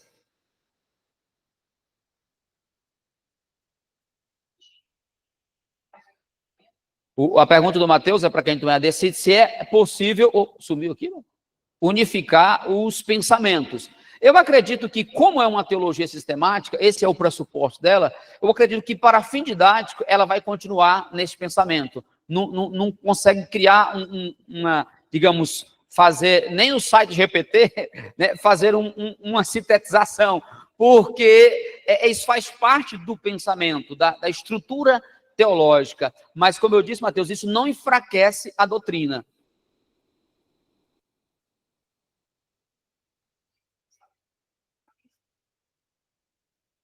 Sim, agora eu entendi. Existe o dispensacionalista clássico, existe o dispensacionalista, como é que é o nome? Progressista, né? Enfim, então, hoje, dentro do dispensacionalismo, tem o outro bem ultra, enfim, tem teólogos dispensacionalistas que ele tenta resumir os pontos. O Mateus está colocando isso aqui. Você vai ler, por exemplo, teólogos de uma perspectiva mais dispensacionalista mais moderna agora que ele tem. E não está errado, tá? Ele tenta, mas ele tem um fundamento. Mas ele está sentado na ideia de dispensação. É isso que eu quero mostrar para vocês. A ideia de dispensação ele não tira, mas ele consegue, que é a pergunta do Mateus, simplificar mais os pontos, né? Essa é a sua questão, né, Mateus? Ele consegue simplificar em uma proposta de um dispensacionalismo mais progressista agora, com diálogo. É claro que esse diálogo do progressista, ele se aproxima um pouquinho do aliancista. Ele vai dialogar, tipo assim, uma tentativa, né, de aproximar um pouco do aliancista, mas não quer dizer que isso esteja errado. Tem muitos pontos bons, obras boas, que vale a pena você, e a pergunta do Mateus é pertinente, ler tanto o clássico como as novas propostas, porque a teologia não é algo estático. Quando o John Nelson Darby fundamentou, criou lá, ela vai evoluir. Com a pesquisa de vocês, a gente consegue, como eu disse, não vai desmanchar, é impossível, mas no sentido que mantém-se a dispensação, mas consegue dialogar com um ponto ou outro dos elementos da escatologia. O Lucas. Então, só duas perguntas aqui. Uma retroagindo um pouco no assunto, eu poderia dizer que todos os produtos de ambos os sistemas que, porventura, sejam fragilizados, eles são por causa da ideia do pacto ou também de algum aspecto da dispensação? Sim, o ponto frágil vai ser exatamente porque a gente tem que entender, pessoal, a teologia, a construção teológica, o escrever é um produto humano, vocês entendem? A Bíblia é perfeita, ela é infalível, ela não tem erro. Agora, quando se propõe a construir, aí entra crença, dogma, pressuposto, elementos. O elemento humano, ele está presente. Então, o que eu quero deixar bem claro é que a teologia, a construção teológica, seja escatologia, soteriologia, ela não é perfeita. Ou seja, há uma tentativa, a intenção é de acertar. O John Nelson Darby, a intenção dele era trazer algo que é o que nós acreditamos, e eu acredito que toda igreja tem que ter sua confissão de fé. Você concorda comigo, Lucas? Não tem como uma igreja existir se ela não tem uma confissão de fé, se ela não tem uma escatologia expressa, se ela não tem um pensamento expresso. Então, ela precisa ter um conjunto. E quando, digamos, como a Bíblia chega de antemão no começo, ali depois da morte dos apóstolos, você não tem um sistema teológico sistematizado. Então, é uma trajetória de erros e acertos para construir essa teologia e sistematizar de maneira que ela se torne o dogma, a crença de alguém. Então, essa tentativa de construir um dogma, uma crença que seja seguro para a igreja, que seja válido para a igreja, é claro que pode haver erros e acertos, ela está suscetível à crítica, mas o certo guarde isso, é que todo cristão, todo segmento evangélico, ele precisa ter seu pressuposto teológico, ter a sua confissão de fé e estar seguro, amarrado nela, porque senão você vira o quê? Um desigrejado, sem igreja, sem doutrina, sem pressuposto, sem teologia, não. Então, voltando à pergunta, respondendo a sua pergunta, Lucas, sim, dependendo do sistema que você adota, pode ser que a leitura que se faz não seja perfeita. Por exemplo, o LED, na sua teologia bíblica, ele vai dizer que o aliancismo, né, a ideia do LED é a ideia de reino. Ele diz que o que une o Antigo e o Novo Testamento não é a aliança, é o reino. Mas não o reino milenar, não é nosso, é uma teologia bíblica diferente. Ou seja, ele vai dizer o seguinte, sabe por quê? A aliança é um acordo, e o acordo está dentro do reino, então o reino é maior do que a aliança. Entendeu? Então, essa tentativa de acertar o que está unindo o Antigo e o Novo Testamento, foram criadas muitas teologias, as principais dela, a ideia de reino, aliancismo e dispensacionalismo, porque o dispensacionalismo, ele não é só escatologia, ele é plano de salvação, ele é teologia bíblica e ele é escatologia. Diferente do aliancismo. O aliancismo é só teologia bíblica, vai influenciar nos pontos escatológicos, mas ele é só teologia bíblica. A ideia de reino do LED é que o que une o Antigo Testamento é a ideia de reino, porque a aliança está dentro do reino, então não pode ser aliança, né? No caso, não é aliancista o LED, você vai ter obras aliancistas e obras dispensacionalistas. Entenderam que vocês, como teólogo, vão caminhar por várias trilhas, vários caminhos que estão de teologia? Estão entendendo? Esses termos precisam, vocês que do primeiro período, precisa ficar claro para vocês, conhecer e saber conhecer os pressupostos da sua crença, os sistemas teológicos vigentes, autores teológicos diferentes, obras, por exemplo, você chega numa livraria e compra lá, Teologia Bíblica do LED, você precisa entender que ele vai partir da ideia que o plano de salvação é a ideia de reino, ele vai trabalhar que une o Antigo Testamento é o reino. Se você pega, por exemplo, uma teologia do Léo Morris, por exemplo, você vai entender a teologia bíblica dele, do Novo Testamento, que ele é um aliancista, ele parte mais para o pressuposto aliancista. Se você pega uma teologia bíblica do Novo Testamento do Roy Bizung, ele é um dispensacionalista, ele vai construir uma teologia bíblica a partir dessa ideia de unificação do fio condutor. O que eu quero dizer para você, Lucas? É que não se constrói nenhuma teologia, nenhum comentário, nada se constrói sem um plano de salvação definido, um fio condutor. Você tem que estar preso em um desses. Neutro, não tem como você inventar a roda, não tem como você ficar neutro do sistema. Você precisa estar amarrado, sentado em um pressuposto teológico. E eu quero que vocês pensem nisso, leiam nisso, descubram isso e saibam lidar com isso na sua construção teológica e conhecer, primeiramente, saber, conhecer os pressupostos daquilo que você prega, daquilo que você ensina. Sim, Lucas. Só mais uma contribuição, o colega me apontou aqui, fazer uma pergunta. Ainda sobre aquela questão do milênio, Apocalipse 20, capítulo 20, versículo 7, fala sobre o fim do milênio e fala também sobre que Satanás será solto de sua prisão. Aí existe aquela divergência para quem Satanás teria, para que Satanás seria solto, né? O dispensacionalista sempre vai dizer que ele vai ser solto simplesmente para ser julgado e condenado ou para ser exterminado, né? Já tem outros que têm a perspectiva que será, aí vai entrar a ideia, lembra que ele perguntou sobre a tribulação? Se vai ser antes, se vai ser depois? Alguns acreditam, o teólogo, principalmente de linha mais a milenista, né? Ele vai defender uma ideia de que esse tempo da apostasia de sofrimento será um tempo em que alguns anjos caídos que estão em prisão feroz, eles serão soltos nesse tempo, e que será um tempo de grande sofrimento, e que a igreja passará por esse tempo. Voltando à pergunta do Aleph, lembra? Que se a igreja passará ou não passará. Então, já aproveitando o momento para discutir, alguns acreditam que um dos objetivos da soltura de alguns anjos caídos serão para esse tempo de grande apostasia, de grande sofrimento para a igreja. No entanto, numa perspectiva dispensacionalista, a igreja não passará pela tribulação por esse tempo. Então, isso seria simplesmente para ser condenado. Por isso que eles falam aí da Guerra do Armagedon, que é um evento escatológico, seria mais ou menos nessa linha. Então, já trabalhando a sua pergunta, Aleph, nós defendemos e entendemos a perspectiva dispensacionalista, é que a igreja ele é pré-milenista, obviamente, né, pré-tribulacionista. A igreja não passará pela grande tribulação. Né? É um dos pontos defendido. É claro que tem divergência, tem pontos, mas nós estamos falando de um sistema doutrinário, né? Quais são os pressupostos dele, que é o dispensacionalista, qual é a base histórica e escatológica. Não dá para a gente responder também todas as perguntas, todas as nuances, porque uma coisa vai chamando a outra. O próximo aluno, quem é? A Yasmin? Professor. Eu queria saber qual que é a diferença entre o Tribunal de Cristo, o julgamento das nações e o juízo final. Desculpa. Eu queria saber a diferença entre o Tribunal de Cristo, o julgamento das nações e o juízo final.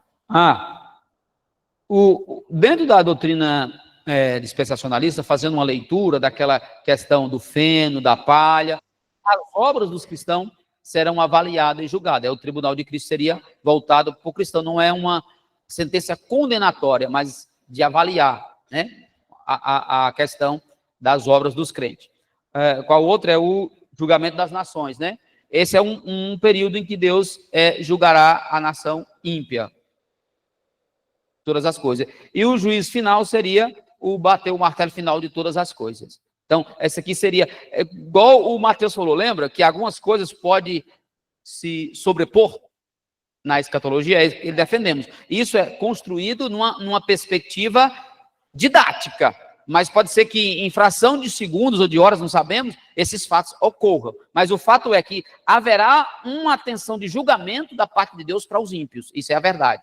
Que haverá um momento que essas obras do crente serão avaliadas e que haverá um momento que o juízo final de todas as coisas. Em um aspecto didático, viu, Yasmin? Não quer dizer que isso não possa sobrepor em alguns pontos. Tranquilo? Ok? Posso continuar? Tem uma pergunta do EAD. Vai. Lê para mim aí. Pessoal, vou terminar mais cedo. Daqui 14 minutos, 9h30 nós terminamos, tá? Já estamos acabando aqui, tá bom? Mas aguenta aí que vocês estão cansadinhos, né? Trabalho. Tem uma pergunta também?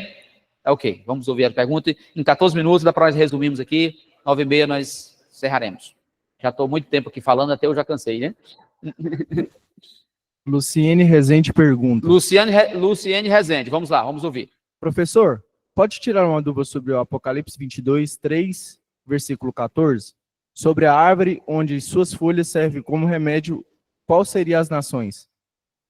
Como seriam as nações? É difícil a pergunta. Alguém conseguiu entender? Repete aí. Sobre a árvore onde suas folhas servem como remédio, qual seriam as nações? Apocalipse 22, versículo 3 e 14.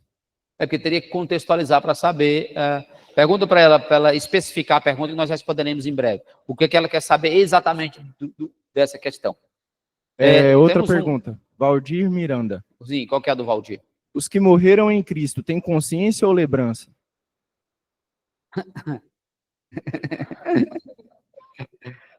Eu acho que a consciência, eu brinquei com um colega meu. Já pensou se você chegasse lá no céu e lembrasse de tudo da sua esposa? Aí não seria um descanso. Ele riu para mim. Ela falando toda hora, mas você vai descansar. Então eu acho que é sua consciência, lembrança não. Se estaria complicado, né? Então, é um tom de brincadeira, mas eu creio que, como eu disse, as pessoas, não ele, né? Mas nós temos uma vontade de saber como que os fatos de fato vão acontecer. E a Bíblia só tem nuances de figuras de linguagem apocalíptica, não tem nada concreto em termos disso, não temos uma resposta concreta. Se alguém achou aí essa resposta concreta, eu quero saber. Nós temos conjecturas, não temos um versículo bíblico, um desenvolvimento teológico nessa questão. Tem mais alguma do EAD? Passa lá para mais um lá, para o rapaz lá, por gentileza. Nós já estamos terminando aqui, também respondendo as perguntas. Confirma dela depois aí, para ela especificar direitinho, para a gente responder também o pessoal do EAD. Vamos ouvir mais uma, o Maico. Boa noite, professor, Boa noite. Tudo bem? Joia. Recentemente nós tivemos um discurso acalorado de 2 assembleanos do mesmo ministério. Sério? Né? Rapaz, os da Bleia já estão brigando. Sobre o Tribunal de Cristo, né? É mais uma pergunta pessoal mesmo. No Tribunal de Cristo, né? Haverá ou não tristeza? O ônus da prova a gente sabe que é de quem fala que tem ou que não tem. Por inferência... Agora eu lembrei do que você está falando. Esse negócio estava bombando na internet. Exatamente. E aí, como a perspectiva é na escatologia assembleiana, e os dois são assembleanos do mesmo ministério, Sim, o nosso de Madureira, sim. Né? Um talvez da geração antiga, que é o da Bahia, e o outro da geração atual, que é daqui de Goiânia, inclusive. Então, essa pergunta mais também de cunho pessoal. Tem algum posicionamento majoritário a nível de acadêmico? Não temos nada acadêmico, Obrigado, nenhuma professor. produção hermenêutica nesse sentido, só são conjectura deles. Você não vai achar nenhum material, nenhum compêndio teológico, nenhuma teologia sistemática, nenhuma análise hermenêutica de uma passagem. Não temos nada, mas dá para se produzir. Não quer dizer que se não tem, que não possa produzir. Você mais acadêmico aí, quem sabe? Pode ser o tema do seu TCC aí, ó. Vocês que estão no 5º período, pode ser o tema do seu TCC, ou uma pesquisa relacionada a isso, porque nós não temos nenhum dado, um versículo bíblico, algo, temos conjecturas. E por isso que eu digo, quando você vai para o campo da conjectura, dá muito debate até entre os próprios do mesmo segmento, porque você tentar conjecturar como que vai ser detalhes de eventos escatológicos, a Bíblia, gente, um princípio hermenêutico, a Bíblia se cala, cale-se também. Guarde isso, a Bíblia se cala, cale-se também. Deus se calou, cale-se também. É igual a questão do espinho da carne de Paulo. Pode fazer trabalho, tratado teológico, pesquisa, oração de madrugada, o que quiser. Ninguém vai dizer qual era o espinho da carne de Paulo, porque Deus não quis, a Bíblia se cala, cale-se também. A gente pesquisa aquilo que é palpável, aquilo que é lógico, que é digno de ser pesquisado, um objeto que realmente vale a pena fazer uma pesquisa, não em conjecturas. Posso fazer como hipótese, mas eu preciso provar essa hipótese, né? No final do trabalho, preciso provar se essa hipótese foi garantida ou não. Então, pode fazer um trabalho como hipótese, mas vai provar? Temos dados para provar que lá no momento vai ter tristeza, vai ter alegria, né? São essas questões. Por quê? Se você diz, por que dá polêmica?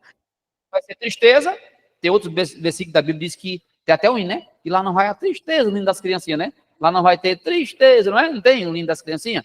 Aí você vai cair em outros pontos teológicos, que lá não vai ter tristeza. Aí o outro vai perguntar, então, se não vai ter tristeza, então para que honrar? Se um é melhor que o outro, alguém tem...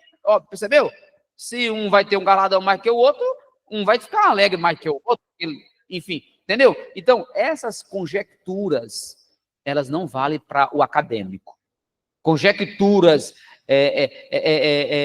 eu penso, eu imagino, né, eu deduzo, no meu pensamento. Não, você precisa provar a sua tese, você precisa ter fundamentação do que você está dizendo, escrever, fundamentar, ter uma hipótese, essa hipótese pode ser comprovada ou não, né? Ela pode estar provada ou não, ou seja, no mundo acadêmico, nós partimos de pesquisa. O que eu estou apresentando para vocês aqui foi meu trabalho de TCC, que eu escrevi o livro Dispensacionalismo Clássico, a perspectiva assembleiana de salvação. Sabe por quê? Eu fiz uma pergunta.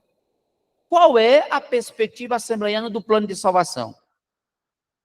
Por que ele entende a escatologia dessa maneira? Qual é a base histórica e teológica? É nesse sentido, nós temos que buscar respostas, pesquisas, que são plausíveis, que vai agregar para a igreja. Aí eu te pergunto, essas questões de deduzir, pensar, eu imagino, acrescenta a igreja ou divide a igreja? Então, vamos, como acadêmicos, como teólogos, vamos pesquisar coisas que trazem é proveitoso para a igreja. Pastor Enoque diz que a gente tem que fazer teologia com a igreja e para a igreja. Essa teologia tem que ter serventia, ela serve, ela é algo que se coloca na prática. Então, eu quero terminar a minha fala aqui com a seguinte aplicação, que foi a pergunta de um aluno meu. Professor, o senhor já falou, ele perguntou mesmo, estou falando, sério. Tudo isso aí, mas para a minha vida, para mim como crente, para que isso serve? O senhor Giovanni perguntou desse jeito. E danadinho. E tudo isso em termos práticos, que isso vai acrescentar na minha vida.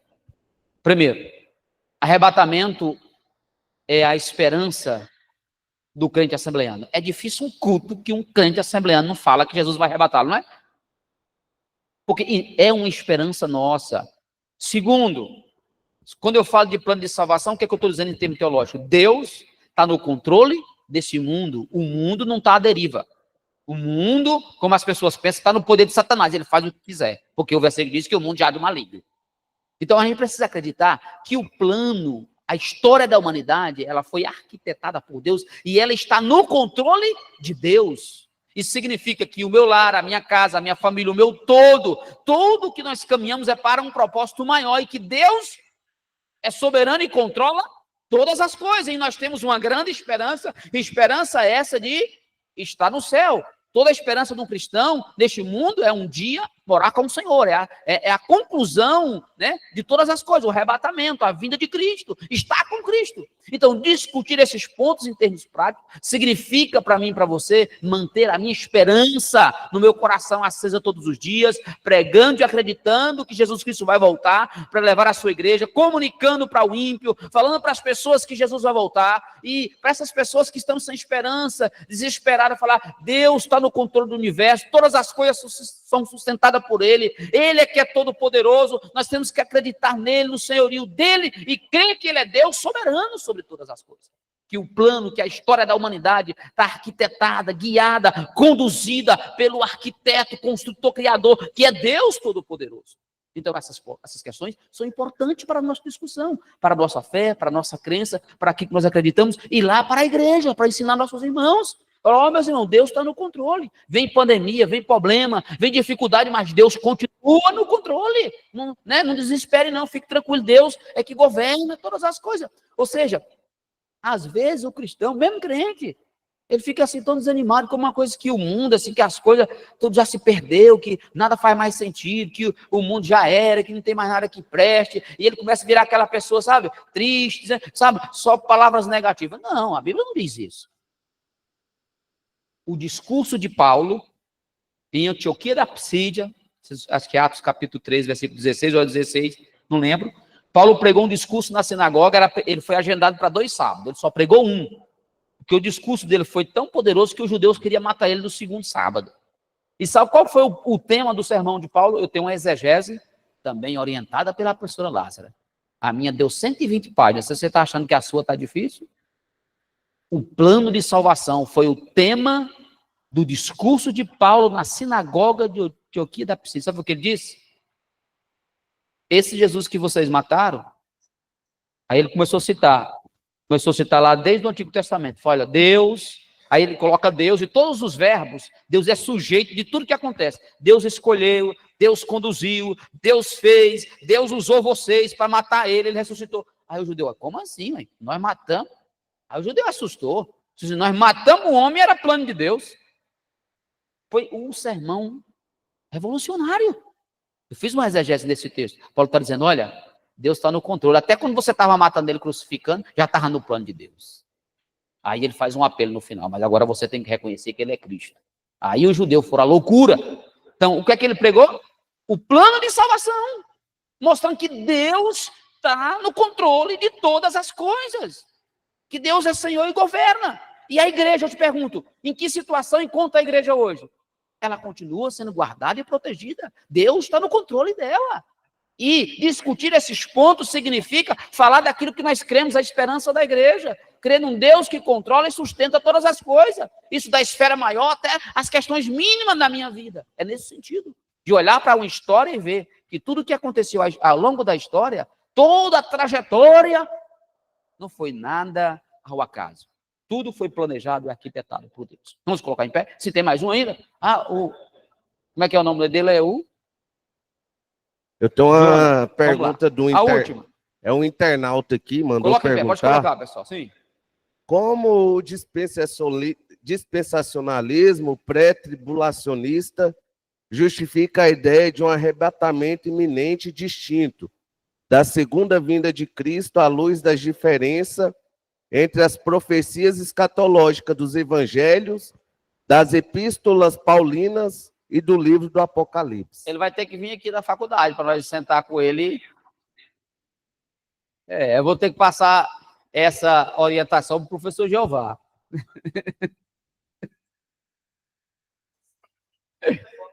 Só fazer o professor Jeová disse que é só fazer o curso de escatologia, resolve.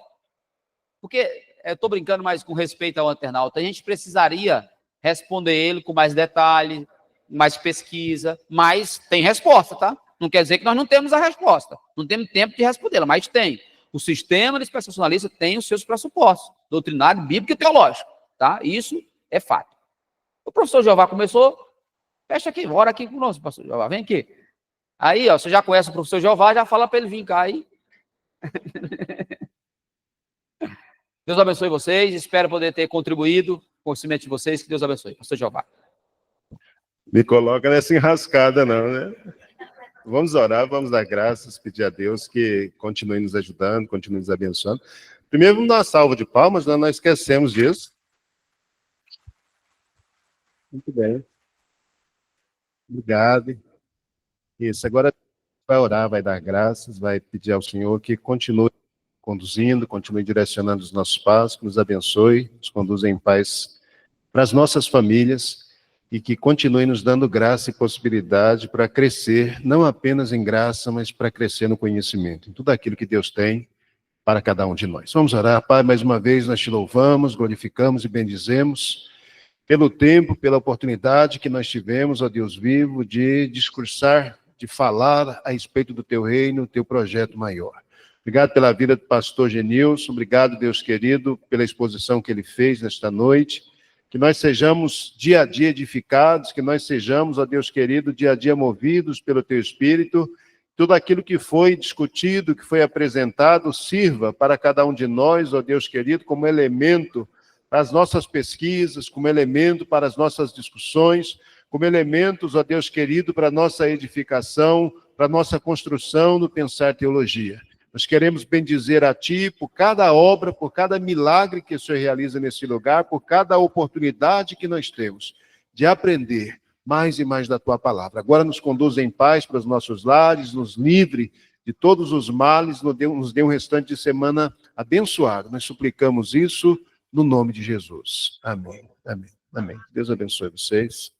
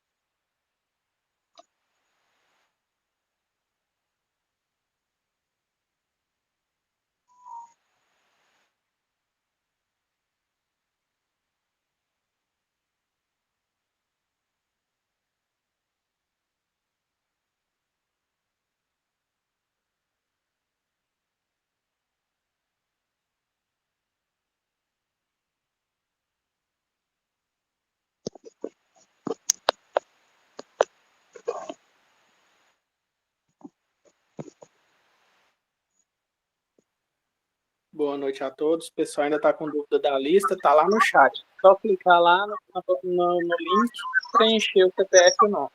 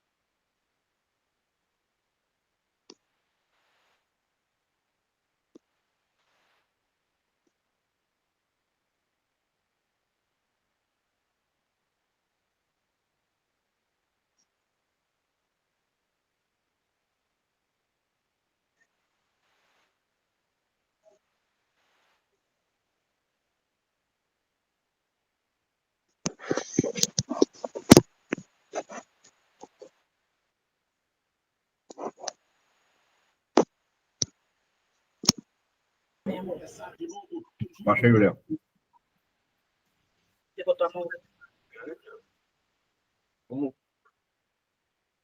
Como faço para assinar a lista de presença?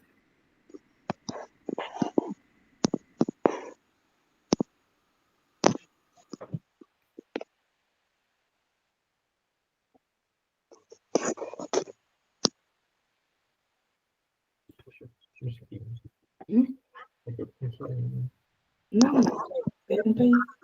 Como faço para assinar a lista de presença?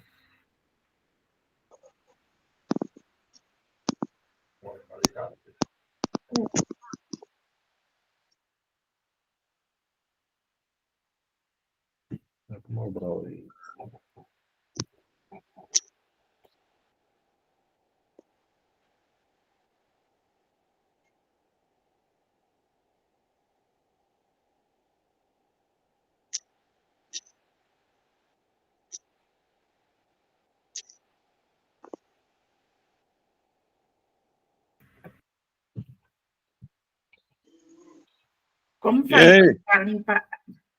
Como fazer para assinar a lista de presença? Alguém sabe ajudar aí? Consegue?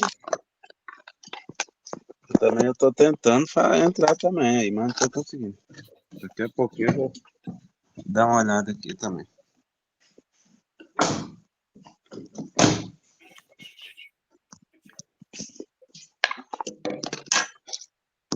Eu vou ter que resolver um probleminha aqui. Daqui a pouquinho eu vou entrar na lista de presença. Quer dizer que eles não baixaram a lista de presença? Olha, até agora eu estou tentando entrar, eu não estou conseguindo, né? Mas daqui a pouquinho eu vou ver aqui como que eu faço aqui. Eu estou entrando agora, estou convidado, mas estou entrando agora. Eu cheguei da igreja, aí eu estou querendo entrar na... Pessoal,